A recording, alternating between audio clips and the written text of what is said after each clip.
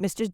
Norris, you have two visitors out here who say they need to talk to you, said Layla at the front desk to one of the assistant vice presidents at Commercial Credit Union in Houston, Texas. Andrew Norris glanced from the computer screen he was reading to his appointment book. He was pretty sure he didn't have an appointment for Monday at 9:30 a.m., but figured he should double-check. He hadn't looked at the book since just before he left for the weekend last Friday afternoon at 5. Feeling better that he hadn't forgotten an appointment, the 36-year-old Norris told the office receptionist to send in the visitors. As they got to his doorway, the blonde, blue-eyed ape rose from his desk to his full 6-foot height and came around his desk with his hand extended. Entering his office were a pair he had never seen before, a tall, handsome older man with a combination of blonde and gray hair and a young blonde woman who looked to be in her early 20s. They looked to be grandfather and granddaughter, Norris noted, and he wondered why exactly they had specifically asked for him. After shaking hands with both and introducing himself officially, Norris asked the pair to sit in the chairs across the desk from his chair before the older man spoke. "You might want to close the door. What we have to discuss is personal, not business," the older man said. Norris raised both eyebrows at that announcement, but did as suggested and then returned to his seat. He looked attentively into the light blue eyes of the older man. "We're sorry for taking time away from your job, but this seemed to be the best time to do this," the older man said. "I don't know how much you know about me or us. My name is Magnus Anderson, and this is my daughter Genevieve. I'm your biological father, and Jen is your sister, or at least your half-sister." Norris froze in his seat with his jaws open, but no sound coming forth. "I'm guessing then that your parents, or maybe just your mother, never told you about me," the older man said. Norris did his best fish out of water routine, sucking air voraciously, but not being able to manufacture words. "I can assure you, son, that what I'm telling you is the absolute truth. Your mother and I had a nearly year-long affair 37 years ago, and you were the end product. The man you think of as your father didn't know anything at the time, and either he still doesn't know shit or agreed to raise you as his own. If you want to verify what I'm saying, it might be easiest to do an Ancestry.com DNA test. I have taken an ancestry test, and my results are in the system along with my tree. I'm thinking at this point that your mother wouldn't tell you the truth as for the man you think of as your father. Don't you dare disrespect my father, you old a-hole," Norris yelled at the other man, causing both him and the young woman to flinch back in their chairs. "I know this must be hard, some stranger walking into your office and claiming to be your real father. But it's the truth," the older man said quietly. "I'm sorry to lay this on you after all this time." "If you're so sorry, then why are you doing it?" Norris asked harshly. "I had hoped your parents, or at least your mother, would have told you earlier, and you would have tried to find me earlier. But I gave up that hope after 20 years. But now my time is limited, and I could no longer wait for you to come to me. I have the beginnings of dementia, and I am trying to put my house in order before my life as I know it goes away." Drew Norris looked at the pair as if he were seeing ghosts. He noticed that both visitors had the same coloring as he did. Growing up, Drew always assumed he just had more of his Nordic mother than his Southern European father. He had the same coloring as his mother and his mother's basic look, but with both people sitting across the desk from him, he could see himself in both of them as well. "I am Norwegian on one side and Finnish on the other. My roots go back to the Vikings," Anderson said with more than a little pride. "I have 4 children, 3 with Jen's mother, and you. You are the oldest and Jen is the youngest." "Do you mind if I ask how old you are?" "You look almost too old for my mother," Norris said tentatively. "I'm 74, about 10 years older than your mother, if I remember correctly. She was a young secretary in the history department at Harvard. I was a tenure professor." So far, everything the older man had said was in line with what Norris knew about his family, except for the father part. His parents had lived in Cambridge, Massachusetts for several years in the early part of their marriage, and in fact, both he and his older sister Lucy had been born in the city. His mother did work for the university, and his father was a mechanical engineer working in the city. "After your older sister was born, I remember your mother being self-conscious about the weight she had gained while carrying the baby. It was only about 20 pounds, but she was always worried that your father would be unhappy with her because of that. She was talking about that at lunch one day in the cafeteria at a table right next to where I was sitting, and I remember thinking that your father was a putz if he couldn't see that your mother was a beautiful woman. I started making it a point to stop by the history department office and compliment her. I knew what my end game was. I was always a ladies' man. I knew what to say to eventually get them into bed and what to do once I got them there. Yes, I was already married, but for me this was only a little more than just sex. I knew, though, that your mother kind of felt it was more than that. We had even discussed her leaving your father for me, but then my wife got pregnant with our first, and I just couldn't leave her. Fortunately, your mother hadn't said anything to your father, so she could just continue on with him like nothing had happened. She never told me if she was going to tell your father. I didn't ask because I didn't want him to intrude. That was between them. It was their marriage. That was nice of you. Not wanting to intrude, Norris said more than a little sarcastically. From what Tracy said, she truly loved your father. It was just that she was feeling a little dumpy, and I was there to bolster her confidence when she was feeling low. We started our affair about a year after your sister was born, and 2 months later she was pregnant. Norris exhaled after the older man finished his story, not realizing he was holding his breath. Norris' parents moved to Indiana about a year after he was born. 2 years after that, his younger sister Janet was born. Even though I wasn't invited to be a part of your life, I kept track of where you were all these years, the older man said. Both Norris and his younger sister favored their mother and had their mother's pale coloring. It wasn't out of the realm of possibility that both children could take after their mother's side of the family, Norris thought to himself. Norris sat quietly for 10 seconds, 20 seconds, a half minute. Bottom line, what do you want from me, Mr. Anderson? Norris finally asked. Just your acknowledgement that I actually exist as your father, at least biologically. Apparently, your parents or your mother never wanted you to know about me, and that was their choice, but I've always known you existed and that you were a part of me. The older man had tears in his eyes as he stood up, with Genevieve following. Norris stood up as well, not exactly sure what was happening. He assumed the meeting was over and stuck his hand out for a handshake, but Anderson grabbed the hand and pulled the younger man into a hug that lasted about 10 seconds. That's all I wanted, son. Thank you for your time, Anderson said. With that, he and Genevieve left the office. Drew sat alone in his office for several long minutes, his mind whirring like a blender at high speed. He would definitely have to do an ancestry DNA test to verify what Anderson had said. Assuming, however, that what Anderson had told him was accurate, he definitely had a dilemma of epic proportions. Up until a few minutes ago, Alex Norris was the only father Drew had known. He idolized his father, and as Drew grew into manhood, Alex went from just being a great dad to a great dad as well as a great friend. Shit. Now what do? He thought to himself. Drew knew the questions. He just didn't know the answers, starting with the big one. Did his father know that Drew was the biological son of another man? If Alex didn't know, then Drew telling him would tear his heart out, and that was something he wanted to avoid at all costs. But if Alex didn't know and later found out Drew knew and didn't tell him, wouldn't that be the betrayal of all betrayals? He considered going to his mother first with news of meeting Anderson, but then he realized that if his father didn't know, his mother had been deceiving him all these years and would probably continue to do so. Probably the only way this would work out well for Drew was if both parents knew and decided not to tell him. That would result in some hurt feelings, but not an epic confrontation. Drew's head dropped to his desk with a noticeable thud. I hate Mondays, he said out loud to no one. Drew went to the Ancestry.com site and ordered a DNA test. He knew that he had several weeks before he would get the results back. Maybe by then he could figure out some way to transport himself to another universe. Magnus Anderson was completely truthful to Drew. The results of the Ancestry DNA test proved when Norris got them back several weeks later. By this point, Drew had decided not to approach his parents with what he had found out. He knew it was taking the coward's way out, but he loved Alex with all his heart and would do anything not to hurt the man he still considered his father. Alex Norris was absolutely thrilled when his Ancestry.com DNA kit showed up in the mail. He had a lot of questions about his family history, and there were no older relatives alive to ask. He had joined the genealogical website about a year ago and was slowly putting together his family tree. Alex's wife of 41 years, Tracy, looked at her husband like he was a child with a brand new toy. She had listened to her husband ramble on about finding various family members for a year, only peripherally paying attention. She knew he was looking at past family members, a chore that would take him years. Alex saw the bemused look on Tracy's face and smiled back at his wife.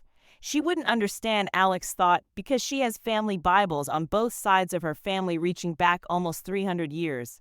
It only took 5 minutes for Alex to get his swab and get it ready to send.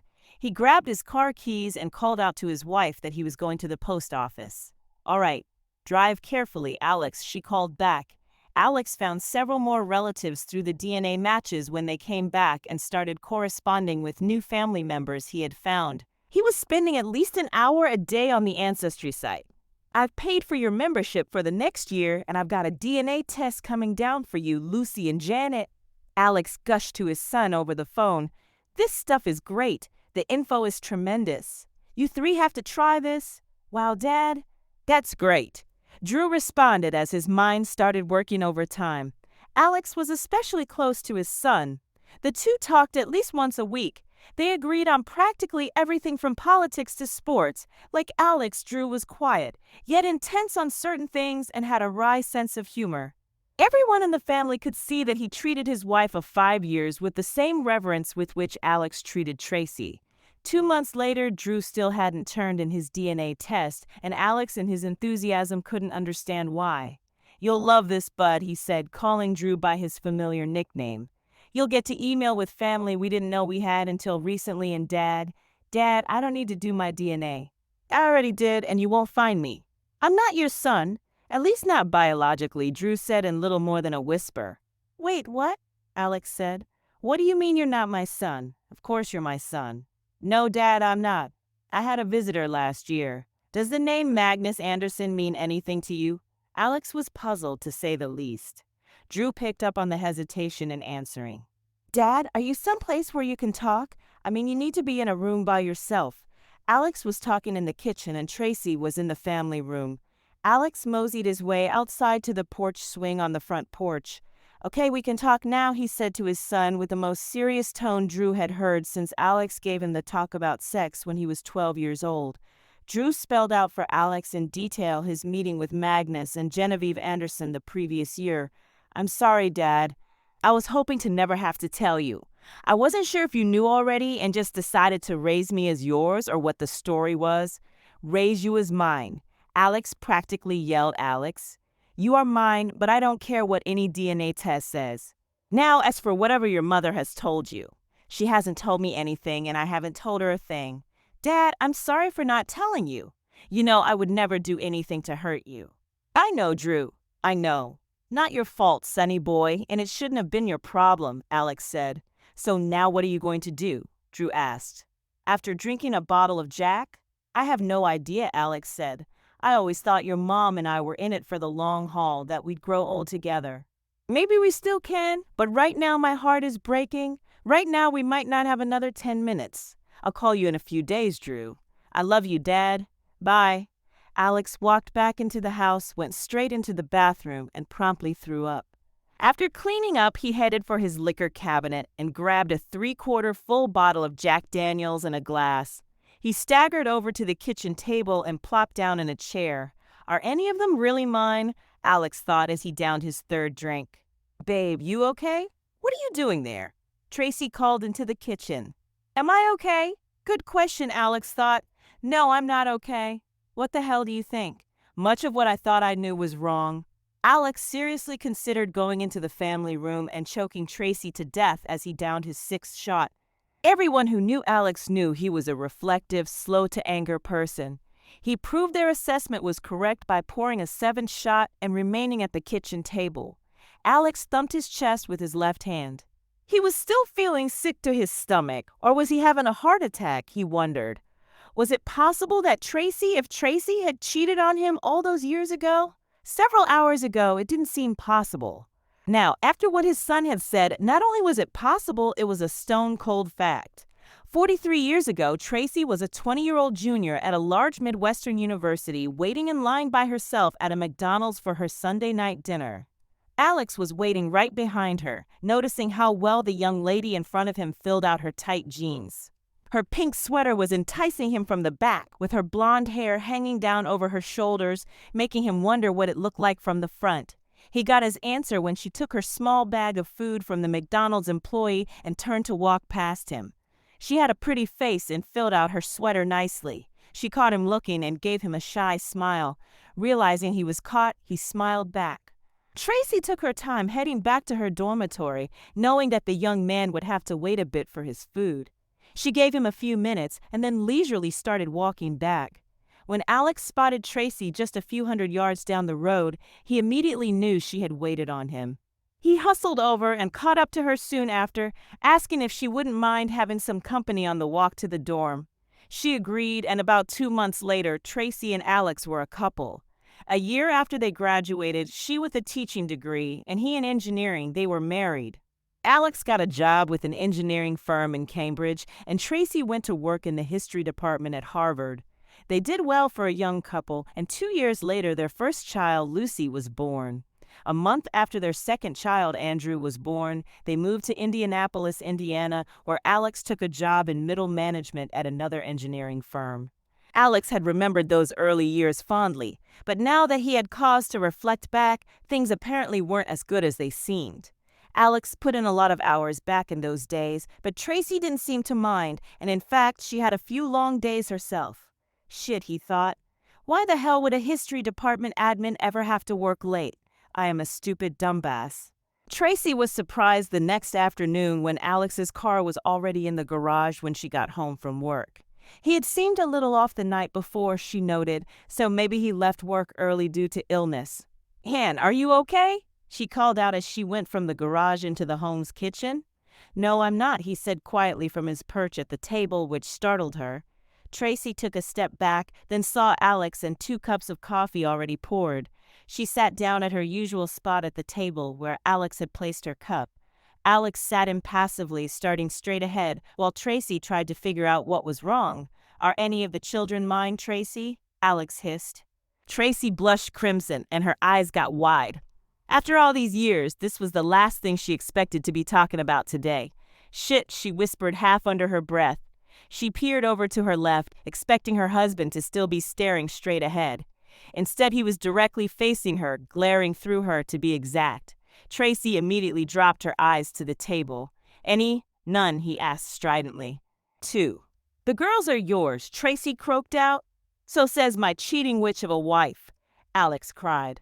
"Well, I guess that's why they invented DNA testing. There's no reason for name-calling, Alex," Tracy said harshly. "It's like libel, Tracy. It's not name-calling if it's the truth, which it is." "How? Why? After all these years, how did you find out, Al?" "Our son? And yes, he's still my son. Got a visit last year from your lover, who wanted to get a look at the son he had never seen before he completely succumbed to dementia." Tracy gasped and put her hand to her mouth. "You mean you've known for a year?" she asked incredulously. "No. Drew has known for a year. He kept your cheating secret for a year. He only told me because I kept pushing for that damn DNA test.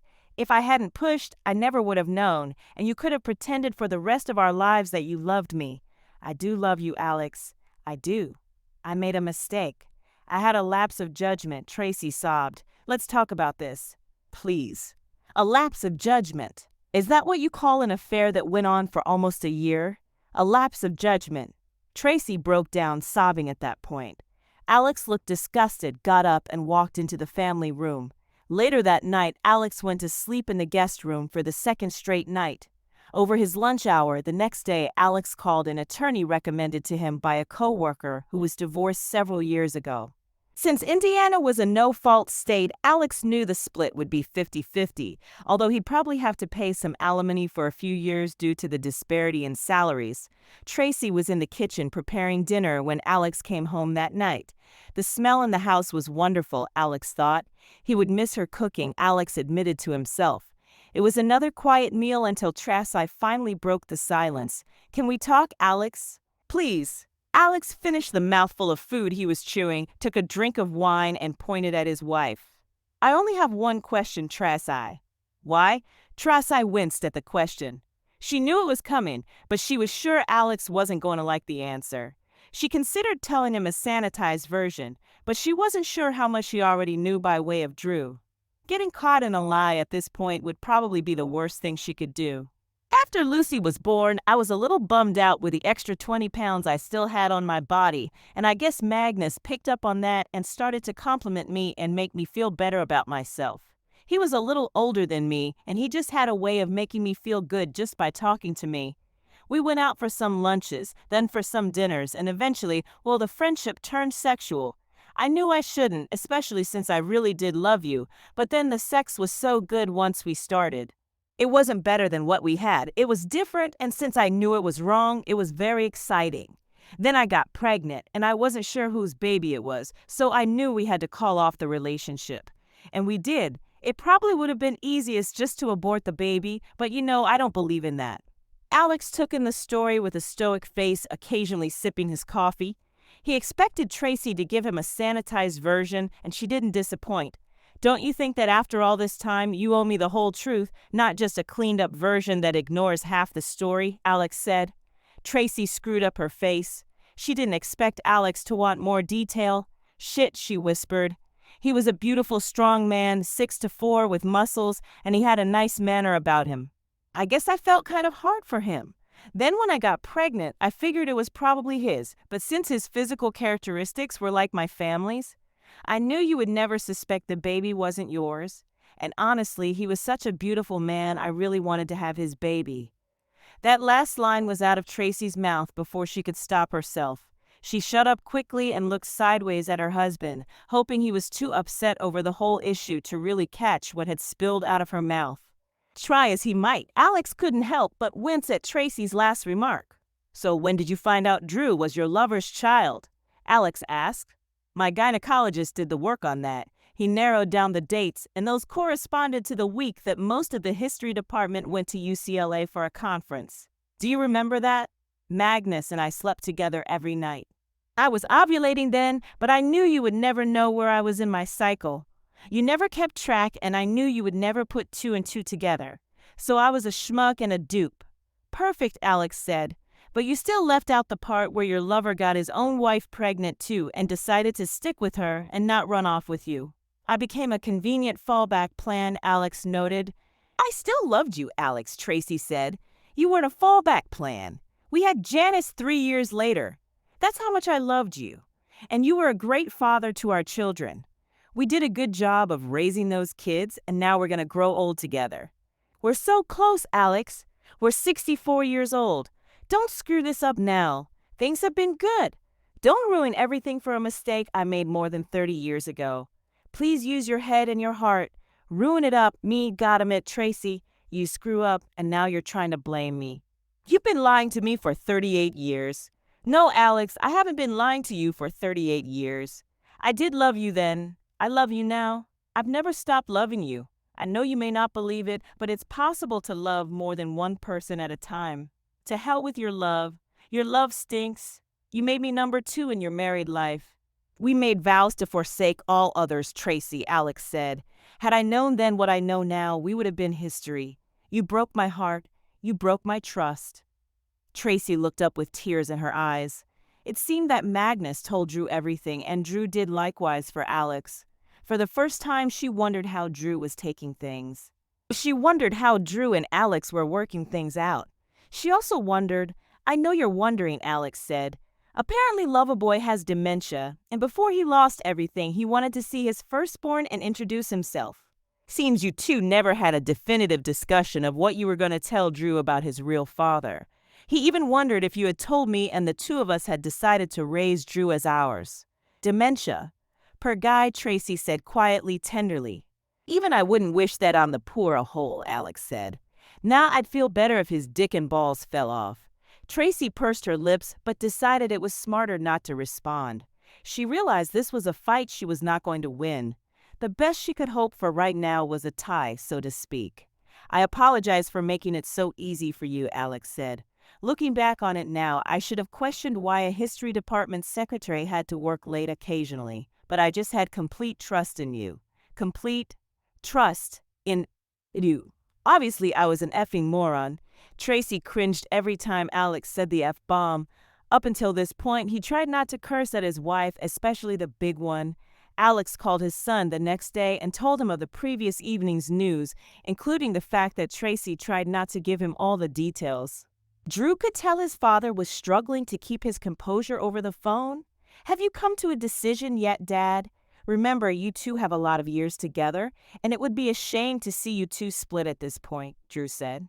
I haven't come to a decision, although I have to admit it's going to be hard for me to forgive the betrayal of my trust and the silence for all these years. She would have left me. But how are you doing? Seriously, Alex asked. I know telling me had to be hard. I'm sorry you were put in this position. The hardest thing I've ever done, Dad. Never want to have to do anything like that again. Are we good, Dad? I'm sorry I didn't say anything sooner, Dad. Honestly, we're good, but this shouldn't have been your problem at all. You do realize that you will always be my son, regardless of what a piece of paper says. I do, Dad, and you will always be my father. That said, have you visited with your other family yet? You've got what, a brother and two more sisters at least halves? I haven't visited yet. Maybe I should, Drew said. You know, up until last year, I had two sisters. Now I've got four half-sisters, a half-brother, and a screwed-up life. Drew got a second phone call later in the day, this time from his mother. Mom, you do realize I'm working here, right? Drew said with more than a little undisguised disgust in his voice. I'm sorry, Drew, for everything, Tracy replied quietly. You know, Dad and I both love you very much. How could you, Mom? You cheated on Dad, got pregnant, and then didn't say a thing to either Dad or me until you got trapped 30-some years later. Damn, that's cold. I'm really sorry, Drew. I loved him. I thought we were going to be together, and then his wife got pregnant, too. But your father, Alex, was absolutely the best dad you ever could have had. I know that, and so do you. I do know that, Mom. I hope you know that. Divorce papers were served to Tracy at her job a week later. Alex received word from his attorney right after it happened, and his phone started blowing up immediately after. He didn't return a call or text, and in fact got quite a lot done at his office. Knowing what was coming when he got home, he picked up a pizza and a six-pack of beer. He was 2 steps inside the house when the verbal barrage began. Are you kidding me? You selfish a hole? Tracy screamed. You just had to serve me at my office to humiliate me, didn't you? Truthfully, the thought did appeal to me, Alex admitted. Why shouldn't you get a measure of shit heaped on you like me? That's ancient history, and you know it. It was 38 years ago. You didn't know about it. I never took anything from you. At this point, I'm not going to apologize for something that happened that long ago. I'm sorry that you were having a tough time getting over it, but it's time to man up and get on with life. I'm sorry, babe. I didn't realize that breaking my heart had a statute of limitations on it. And yes, I am manning up and dumping a cheating witch of a wife and giving you what you deserved 38 years ago. You loved him. You were going to leave me for him until his wife got pregnant, and he stayed for her. You chose her, not you. That didn't escape me. So, in short, he dumped you. Now it's my turn to dump you. Tracy fought the divorce. She and her attorney got the judge to order counseling. Alex knew things were going to be tough when the counselor asked him about his hurt feelings after so many years. Mr. Norris, you seem abnormally hurt, even though this affair was almost 40 years ago. The counselor commented to Alex in the first session. Not to me, Mrs. Ryan. I've only known about the affair for a few months now. It's new to me, and the wound is still raw, Alex responded. We had a great life together since then, Tracy whined. What happened almost 40 years ago was a lifetime ago. My commitment back to my husband can't be overlooked. But she cheated on me for almost a year. That's why she had to recommit to me, Alex said. Don't cheat. Don't have to recommit. She got pregnant by her lover, and if he hadn't decided to stay with his wife, she would have left me. I had his kid with him. So because he decides to stay with his wife, she comes back to me, keeping everything secret. I was her backup plan, for God's sakes. Alex was practically screaming at this point. His face was red. His anger was palpable to the counselor, and maybe everybody within a quarter-mile radius. Mr. Norris, please calm down. Volume down, sir, Callister Ryan said. Arfk, Alex screamed. Tracy asked the counselor if she could speak first at the next session. She desperately needed Alex to understand that her love for him was real. Alex, I apologize for breaking our vows, but I always loved you. And when I recommitted to you, I did so completely and never once looked at another man. I came to realize my mistake, regretted it, and gave you every ounce of my love after that. That's why we had Janice. She was my gift to you, to our marriage. Alex looked directly into Tracy's pleading eyes. He admitted to himself that if he hadn't learned of Tracy's cheating, he would have gone to his death thinking he had a practically perfect marriage. And another time, another place, he would have gotten out of his chair, gone to her, and given her a comforting hug. Stopping him, however, was the nagging thought that he did find out about her cheating, her pregnancy with another man's child, and her admission that she would have left him if not for Magnus' decision to stay with his pregnant wife. Any of those three should give him good reason to divorce Tracy. All three combined seemed to make for a no-brainer, except for the 43 years of absolute love he had given her. Tracy could see the apprehension in Alex's face. He couldn't keep his eyes on hers. "You would have left me for him," Alex whispered. "He had become your number one love, and you would have dumped me if it wasn't for circumstances. We wouldn't have had the last. 38 years of what I thought was a great marriage because you would have been gone and I would have been alone. Yeah, that's love, but I didn't leave for whatever reason, and I rediscovered you, so to speak. You just admitted it.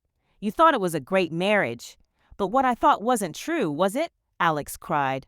"That was a sham. You deceived me. You disrespected me. You can't call it a great marriage if it's based on a lie of omission.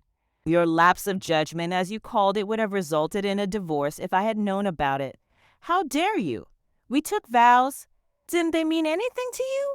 Alex broke down at that point, the first time Tracy had seen him cry for anything other than the death of his parents. It was starting to dawn on her that Alex was as devastated as if this just happened recently. Apparently, the counselor had read the situation the same way. "Mrs. Norris, although you would obviously like this situation to be resolved quickly, your husband has a lot to digest and it's all fairly new to him. And at this point in your lives, it looks like this reconciliation could be a slow go. It might seem to be better than the alternative, but going into your retirement years with this between you, that's going to take both of you working very hard to overcome. If one of you is not committed." Tracy looked hard at Alex. Alex caught the turn of her head, but he shrugged his shoulders. "I don't know, Tracy, honestly. I can't answer that," Alex said. "I know the question to ask is, would I be better off with or without you? But I keep getting two answers. After all this time, I know I would be better off with you just for the convenience alone, but it's not about convenience, is it? Can I live with you knowing that your choice was another? Knowing that you lied to me for 38 years? Knowing that everything I thought was true for the last 38 years was an illusion?" Tracy asked all three kids to call Alex and urge him to stay married. Drew told his mother flat out he wouldn't interfere in his father's decision, but both girls were not shy about calling their father in support of their mother. Alex graciously told both daughters that he would give their request serious consideration, but he couldn't guarantee to them what his final decision would be. "Please, Dad, don't break up the family for a 40-year-old mistake. Let it go," Lucy said after making her pitch. "Luke, can I ask you a question?" Alex asked. "If Robbie were to cheat on you, would you forgive him easily, after I cut his balls off?" "Yeah, probably," his oldest answered. Alex was shaven a few days later when the answer was almost literally right in front of his face. "Yeah, you're right," Alex said to his reflection. Alex asked to go first at the next counseling section. "I'm sorry, Mrs. Ryan, but I now know that I can't stay with Tracy and we should stop these sessions," Alex said. "Pardon me, Mr. Norris," the counselor responded. "What caused this epiphany?" "I did." "Well, actually, my reflection," Alex noted. "I came to the conclusion that there was no way I could ever look at myself in a mirror again if I let Tracy spit on me and just took it. I didn't spit on you. It was never like that," Tracy whined. "I love you. You were going to leave me, leave us. If that's not spitting on me, I don't know what is. You didn't leave only because his wife got pregnant and he decided to stay with her. So the decision to stay with me really wasn't yours. It was his." Tracy dropped her eyes to the floor. She shifted her eyes quickly to Alex, then to the counselor before again looking back down. "Mrs. Norris," the counselor asked. "It sounds harsh, but I guess it's true," Tracy hissed almost under her breath.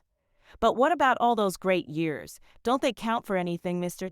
Norris? She got a do-over, but I got lied to. And we won't even talk about Drew, will we?" "You're making a horrible mistake, Alex. I love you and you love me," Tracy reiterated. "When it comes to this marriage, obviously it won't be my first mistake," Alex said. Tracy scrunched her face at that comment. "I don't want a divorce. I don't want a divorce. I don't want a divorce," Tracy shrieked. Tracy didn't get what she wanted, and at 64 she ended up living in a small apartment in a senior housing addition. She was quickly on her way to becoming a bitter old woman. Even her grandchildren weren't too thrilled when Grandma Norris came to visit. Alex also wound up in a small apartment, but in a regular section of the town. He decided he was going to use his retirement years as a do-over. He bought himself a Harley-Davidson Road King, and after retiring spent the spring, summer, and fall on the road taking in the sights. He was a good amateur photographer and would occasionally submit a photo to a magazine and earn a few extra dollars. Although Alex hadn't been a single man in more than 40 years, his adventures in dating occasionally were aided by the fact that single men in their 60s are far outnumbered by single women in that age group. It also helped that Alex wasn't expecting to find hot, gorgeous women for a night of wild sex. Since he was in pretty good condition for a man of his age, however, when he did date, his partners seemed pleased with his performance. While Alex enjoyed his occasional sexual liaisons with different women, he noted he missed the familiarity that he enjoyed with Tracy. He missed the cuddling and snuggling that would always follow a lovemaking session with his ex-wife. Of course, he realized that most of his hookups were purely screwing, not lovemaking. Drew was pleased that his father was enjoying his do-over, although he, like his sisters, would have preferred Alex stayed married to his mother. Drew was much more understanding of the decision than his sisters, who sided with their mother on the issue. Considering Alex went through with the divorce with no hesitation, neither daughter wanted to push their father very hard.